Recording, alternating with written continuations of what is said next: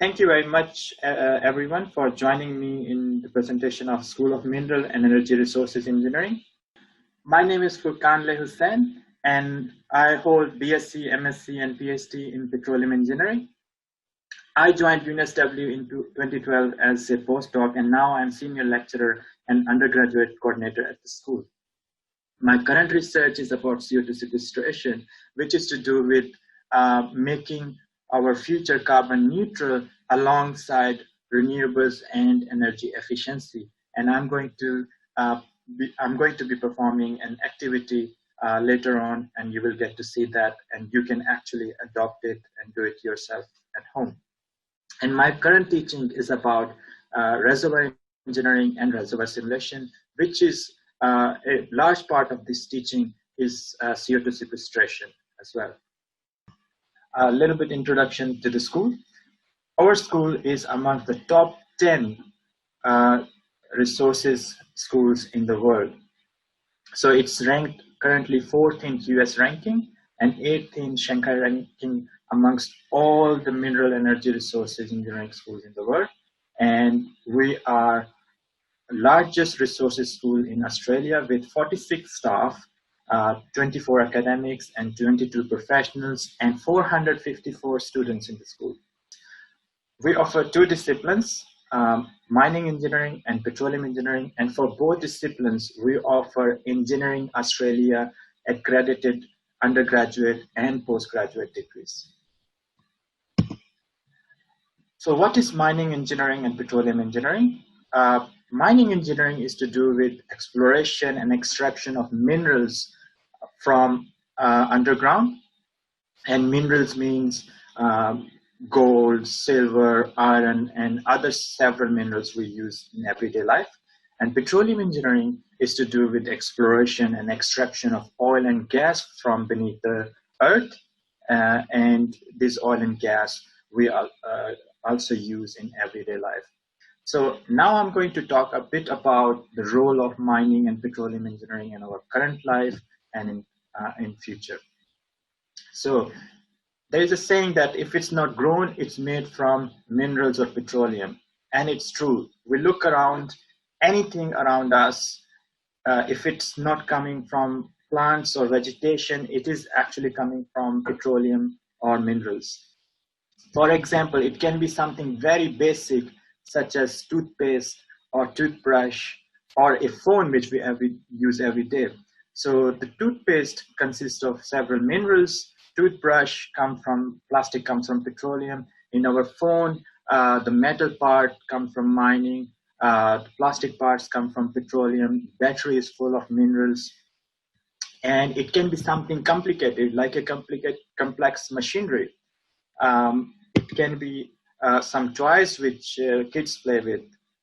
It can be some jewelry, gold, diamond, they come from a mine. It can be this road, which is made from tar, and that is a petroleum product. Or it can be renewables like solar cells and windmills. They are actually manufactured by petroleum and mining products. So in everyday life, we use a lot of minerals and petroleum products. In addition, 80% of world's energy supply come from petroleum and mining. And we use energy for lighting at our houses, for heating, or for cooking, or transportation from going from one place to another, whether it's cars, buses, or flights. So in short, mining and petroleum engineers are really essential in today's life. But what about the future? We need carbon neutral future. And to enable that, we need more critical minerals. Like this slide shows that the renewables, solar panels, onshore winds, and offshore winds, they use 10 to 20 times more minerals compared to conventional natural gas or coal-based power generation. So while we are switching from natural gas and coal to renewables, we need much more quantity of minerals. Therefore, we need many, many more mining engineers in future to fulfill this need. In addition, we also do CO2 sequestration, which enables carbon neutral future alongside renewables and energy efficiency. What is CO2 sequestration? This schematic diagram here explains that.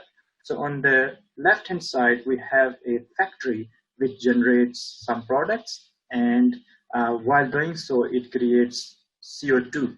Now, the current practice is that CO2 is emitted into air, and this creates pollution and global warming. What we are proposing is that we capture that CO2 and not let it go in the air, and we separate CO2 from that exhaust, and we compress it, and we transport it through a pipeline into an injection site. Now, at this injection site, we inject this CO2 underground, deep into some storage formations, and we store it forever. And we know that it will be stored for safely there, because these rocks have stored petroleum, oil, and gas for millions of years at high pressure and high temperature. So we know that nature has provided us these foolproof seals. So we want to use it for CO2 sequestration, and around the world, these projects have started very rapidly. Now, International Energy Agency recommends that reducing emissions, particularly from industrial sector, requires substantial increase in CO2 sequestration. And it needs an increase from 50 to 100 times from the current levels, as this graph shows. Now, why particularly from industrial sector is because while power sector, electricity generation, and transportation sector, renewables are taking the lead to make these sectors carbon neutral. Industrial sector is a little bit different, because for example, in an industry, there is a chemical reaction which creates some CO2. So renewables are not enough to make that industry carbon neutral. So for that, we need technology like CO2 sequestration, and that will enable carbon neutral future for this sector. Now, I'm going to show you an activity which you can do it at home using everyday utensils to explain you what is CO2 sequestration. I'm here to demonstrate CO2 sequestration activity for you.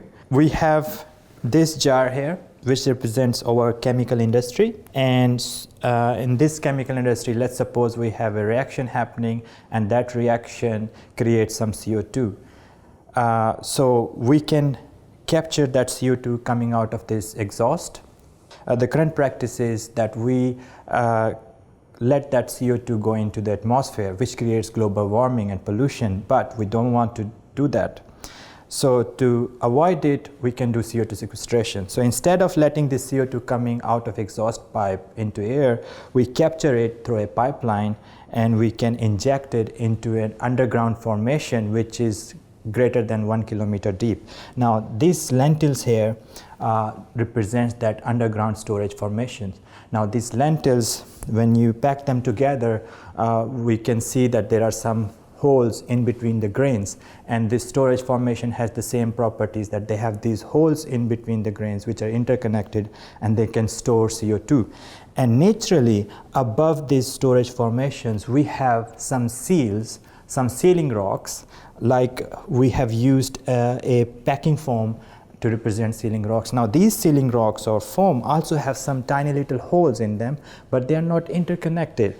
Because of that, if we inject CO2, it cannot permeate or pass through that sealing rock, so it will remain trapped there. And we know that these sealing rocks are foolproof, because for millions of years, these sealing rocks have trapped petroleum, oil, and gas at high pressure and high temperature. So for today's experiment, in this chemical industry, we will have a reaction between vinegar, which is already present in this jar, and I'm going to add some baking powder to create CO2. Before we start our experiment, I will fill our storage formation with water. So in reality, these storage formations are either full of water or petroleum fluids. So we can use simply some water to fill our formation, storage formation.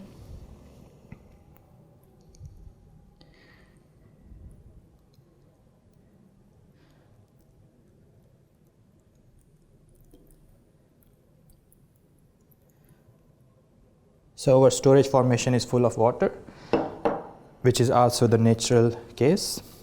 And above this storage formation, we have this seal.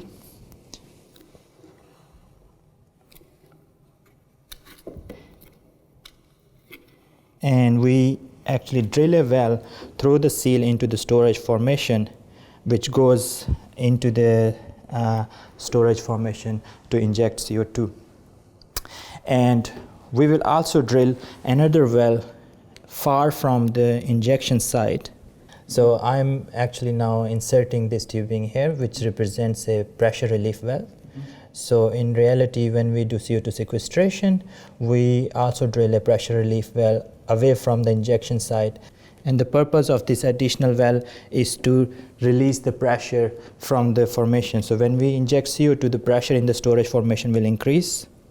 So now we have pressure relief well, a pipeline to capture the CO2 produced from that industry, and a vertical well which goes into the storage formation to inject CO2.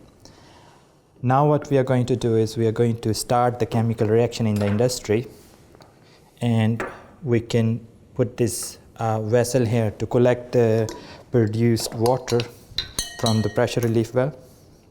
So now we'll start the chemical reaction by adding this baking soda into vinegar here.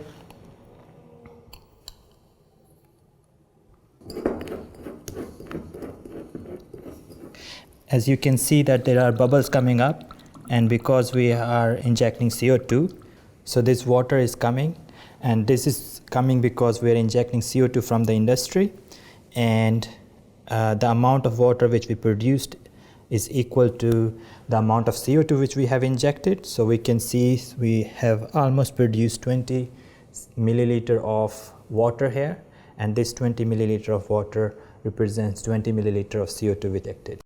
Thank you. Okay, so as we discussed that we need mining and petroleum engineers which are equipped with future demands of carbon neutral energy. So to do that, we teach our mining and petroleum engineers with very advanced technology, very interactive methods. So there are some video links available here, which I would like you to watch and to learn some techniques which we use in our teaching. In addition, I have provided in this slide some apps, links which you can use and learn more about our learning techniques here in the school. You can find out a lot more about the school and our degrees on the school website. Thank you very much for watching. Remember to stay connected with us. You can ask us a question at any time, and you can follow us on social media to see what we are up to. Thank you, and bye.